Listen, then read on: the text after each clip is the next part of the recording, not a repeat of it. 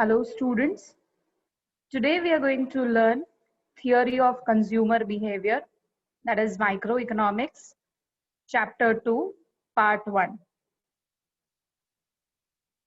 So first of all, let's understand as to what are we going to cover. We will try to understand the concept of utility and budget line. We would also study about the changes in income and price and how it affects your budget line, preference of consumer, indifference curve, cardinal and ordinal utility, and the approaches of utility analysis, and the consumer equilibrium in case of single commodity and in case of two commodities. So first, let's understand what is utility. A consumer is one who buys goods and services for satisfaction of his wants. And utility means the want satisfying power of a commodity, which means that if a product has a power to satisfy my needs and want, it means that the product has utility for me. And consumption bundle means an individual's consumption bundle is the collection of all the goods and services which are consumed by that particular individual. Like let's say, for example, if I'm consuming product X, Y, and Z, so that is the consumption bundle. The next concept which we need to understand is consumer budget. A budget constraint represents all the combination of goods and services that a consumer may purchase at given current price within his or her given income. Like every consumer has his or her own budget, and the consumer tries to satisfy his or her want according to the income which he is earning, which means that according to the budget which is set by him. Now, consumer budget states that the real income or purchasing power of consumer from which he can purchase certain quantitative bundles of two goods at a given price, which means that a consumer can purchase only those combination of goods which cost less than or equal to his income. For example, if my income is 1000 rupees, then I have to choose the combination of goods in such a way that my expenditure is either 1000 or less than 1000. So I'll have to choose the combination of goods in such a way that I do not cross my budget, which is 1000 rupees.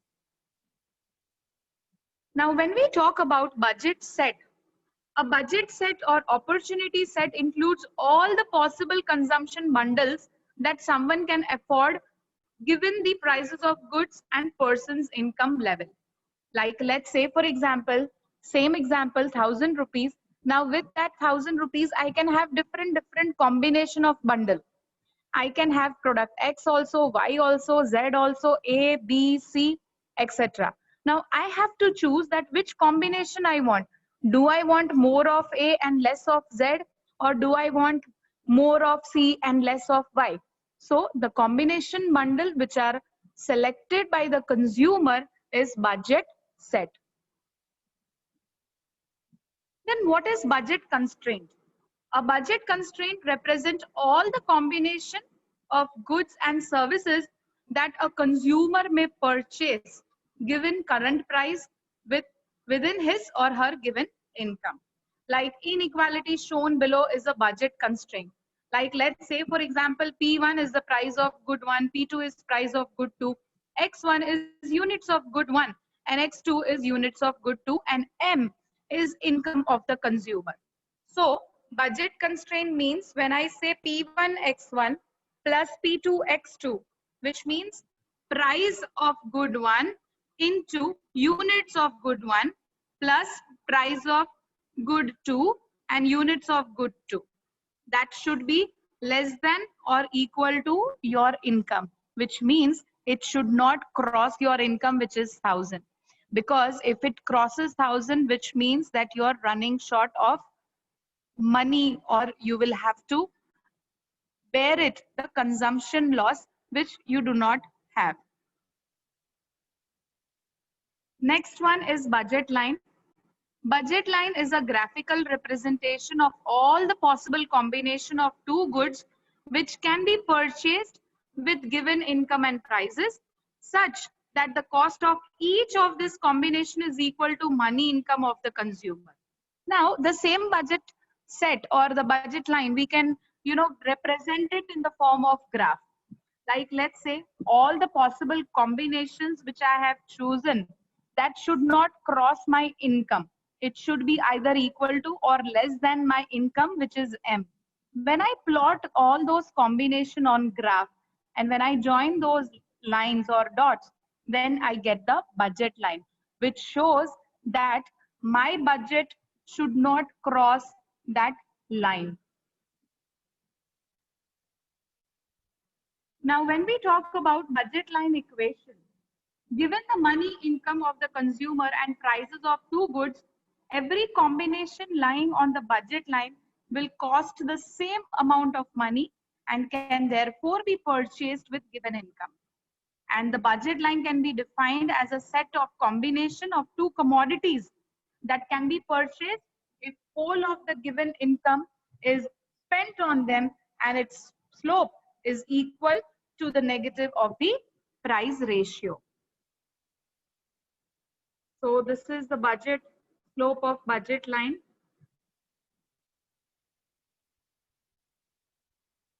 Now, there are certain changes in the budget line and there are shifts in the budget set or budget line. Now, what are the reasons as to why the budget set or budget line shifts either to right or to left or inward or outward? The shift takes place due to two reasons.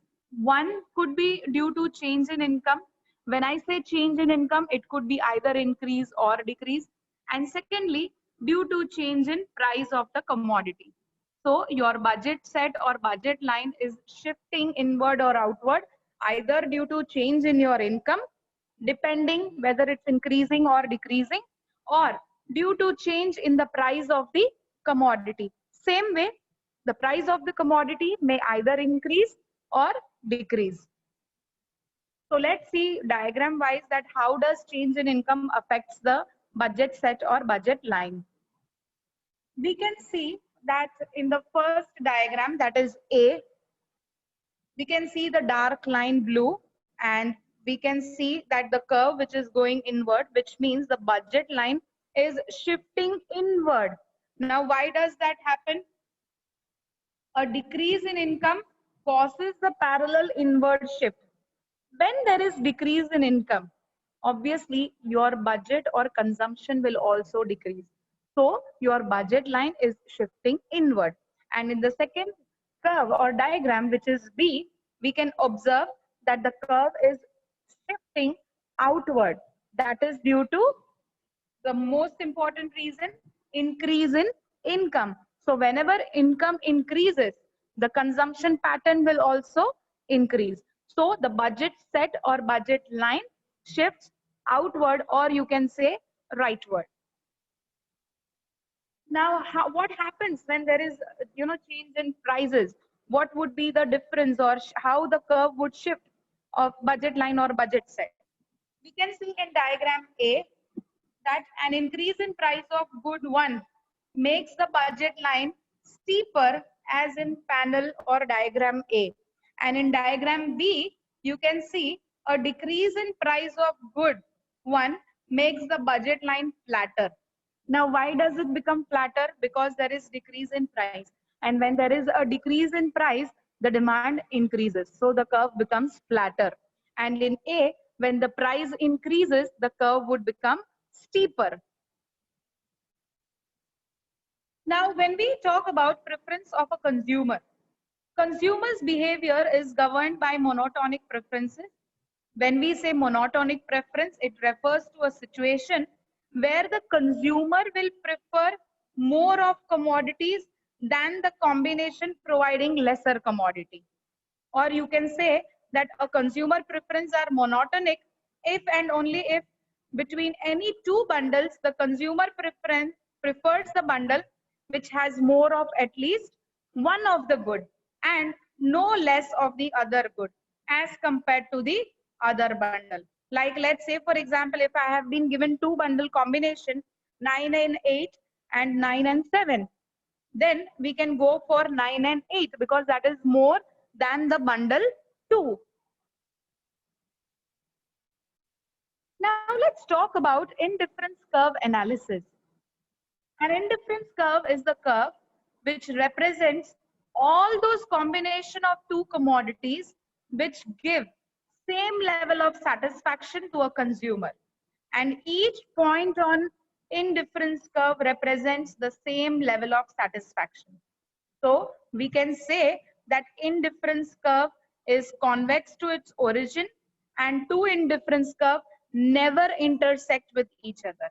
And that is the reason it always slopes downward to the right and it never touches any of the axes. So higher the indifference curve, higher would be the satisfaction level, which means in a simple way that when we have different bundles of combinations or when we have different products to consume, each indifference curve would be different and they will never intersect with each other. We can see that in the diagram. We can see a level of utilities associated with each indifference curve, and all the combination of x and y above the curve are preferable to combination along to or the below of the curve. So the indifference curve is indifferent between all the combinations of x and y along the curve. We can see in the above diagram on the right hand side, it is showing that it is intersecting, but in reality, we can see the diagram in the right hand side downward corner that there are two indifference curve, IC1 and IC2, and they never intersect.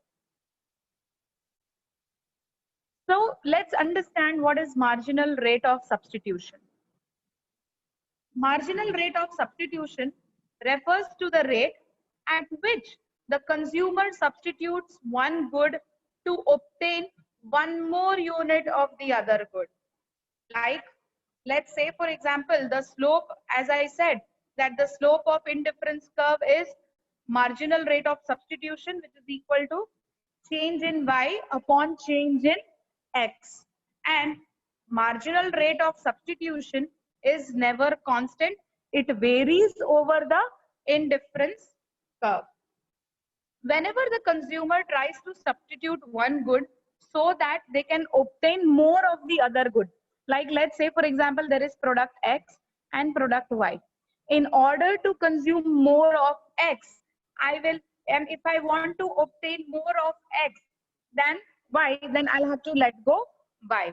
So MRS refers to the rate at which consumer substitutes one good to obtain one more unit of the other good.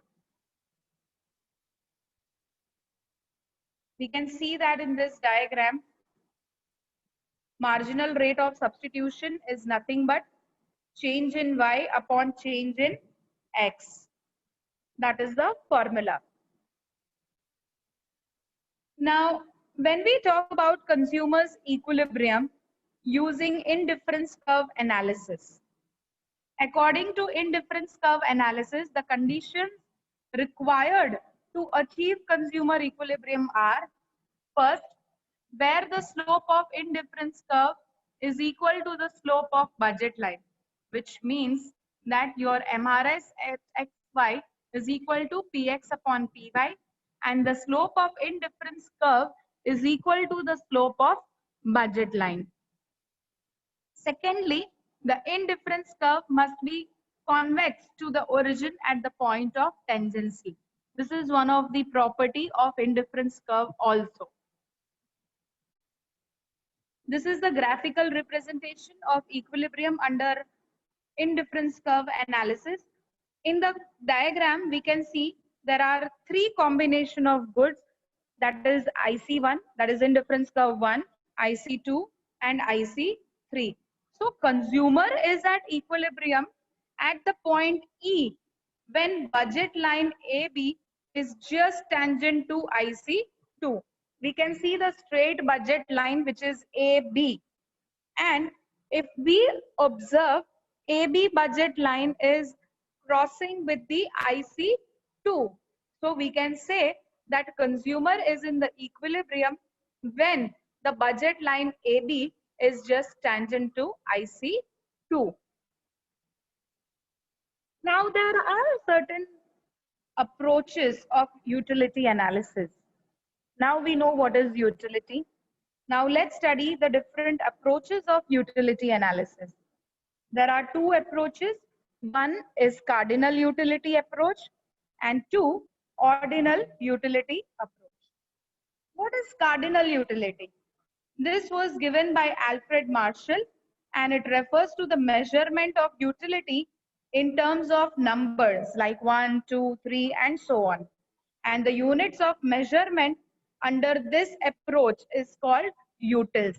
So he was of the idea that utility can be measured in terms of utils. Like let's say for example, a basket of oranges offers 10 utils of utility to a consumer. The person who likes apples, he might get more utility than the orange. So he said, like let's say for example, if there are orange and there is a basket of apple, if somebody is liking apple, then maybe orange would give only 10 utils of satisfaction and apple would give 20 utils of satisfaction. So he said that utility can be measured in terms of utils. The second approach is ordinal utility approach. It was given by Allen and Hicks and it refers to the measurement of utility in terms of psychological satisfaction. And a consumer can just rank his preference from the set of most preferred to least preferred.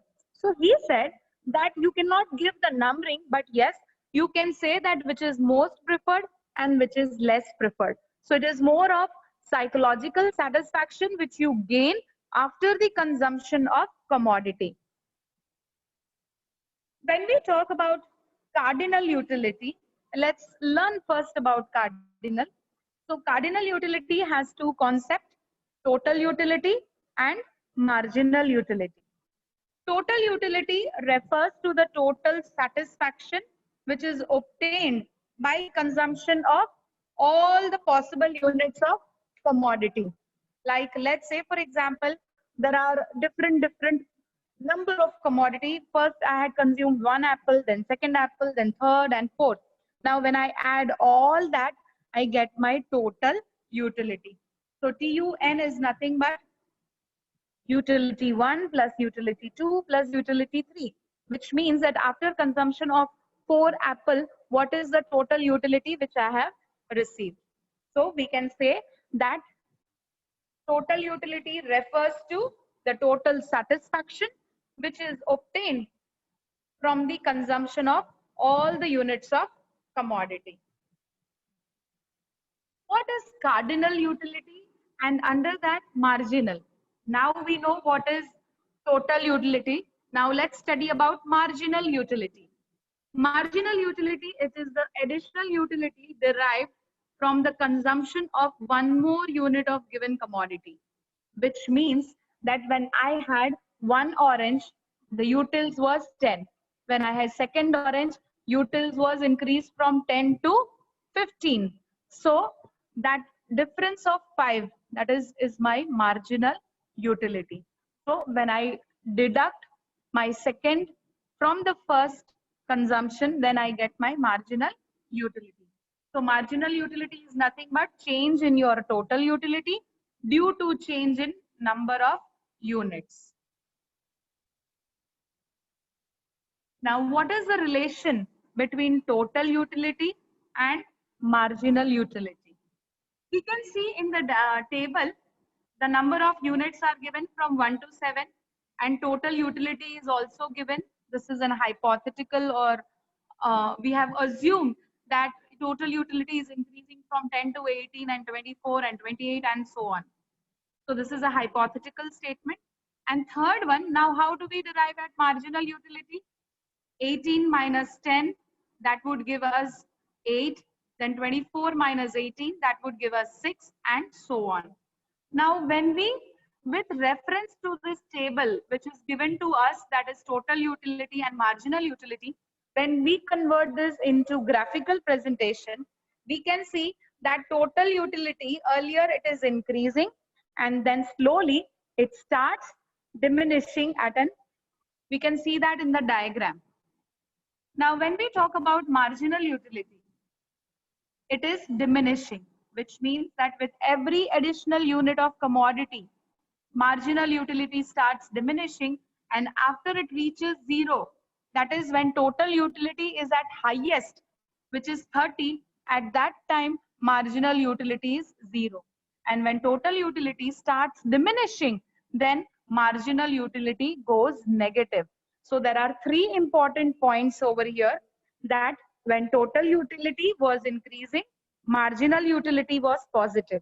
When total utility was at its maximum, we can see that in table, maximum is at 30. At that time, my marginal utility was zero. And third, when total utility starts diminishing, then marginal utility becomes negative. And that is why we can see in the second diagram at right hand side downward, that marginal utility is going negative.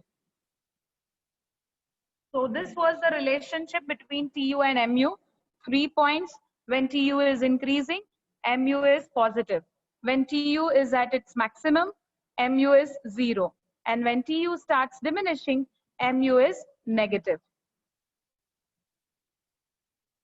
Now let's talk about law of diminishing marginal utility. Just now, as I said, that this law states that as consumer consumes more and more units of commodity, utility starts diminishing. Like, let's say, for example, that as and when you keep on consuming the products every time, let's say first orange, second, third, fourth, but after fifth consumption, maybe the utility may start diminishing. So with every consumption, as consumer consumes more and more units of specific commodity, utility from the successive units goes on diminishing. Now, what are the assumptions of this law of diminishing marginal utility? The first one is rationality, which means that every consumer is rational. When we say consumer is rational, it means that every consumer aims to get maximum satisfaction. And second one, constant marginal utility of money, which means that marginal utility of money for purchasing goods remain constant and utility falls, which means that after reaching at the maximum point, utility starts diminishing. Practically also, if we talk, we cannot consume the same amount of commodity again and again continuously. A point will come where your utility will start diminishing. And next one, it has to be continuous consumption. There should not be any time gap. Like if you're eating orange today, utility is 10. If you're having orange tomorrow, utility might be the same. So one of the most important assumption in this is that the consumption has to be continuous. Only then the utility will decrease. Otherwise, it won't. And the last one is income of the consumer is same. It remains constant. So these are the assumptions. Only then law of diminishing marginal utility will be applicable.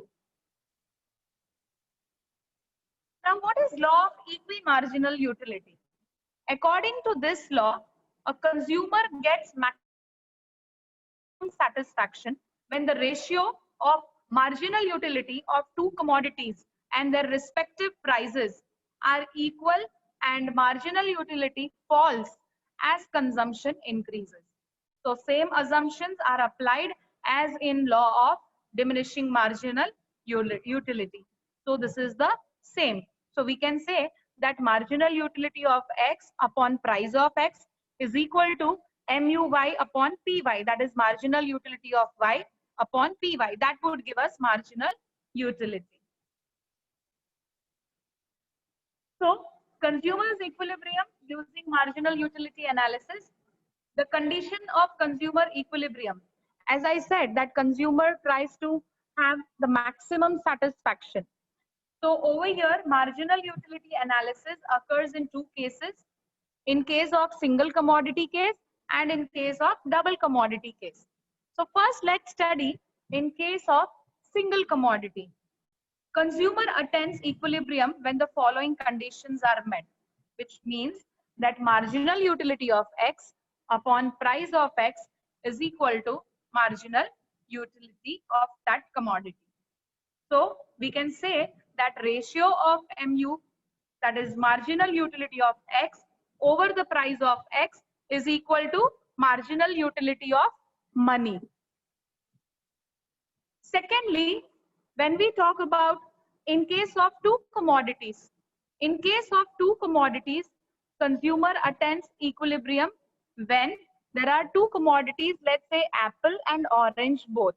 So you are dividing your income or money in such a way that you get the equal satisfaction from both the commodity, which means that if I have 50 rupees, I'm dividing that 50 rupees in both the commodities in such a way that I gain equal satisfaction from X also and Y also. So it implies that in state of equilibrium, utility per rupee obtained by consumer from good X or good Y should be equal. So which means that money which is spent on X, that is MUX upon PX, and should be equal to MUY upon PY, which means that, as I said, that if you have 50 rupees and you have two options that you want to consume X and Y, now you have to distribute your income in such a way, or the combination in such a way, that by spending that 50 rupees on both the commodity, you get equal satisfaction. This is the consumer equilibrium in case of single commodity case where you have only one product. And this is the consumer equilibrium in case of two commodities, that is X and Y. So this is the consumer equilibrium diagram in case of two commodities. We can see two curves, that is MUX and MUY. And we have a point R, which means that it is a point of equilibrium where MUX upon PX is equal to MUY upon PY. So in two commodity case, consumer tries to have an equilibrium or attains an equilibrium in such a way that he distributes his income and gains maximum satisfaction or equal satisfaction from both the commodities. Thank you.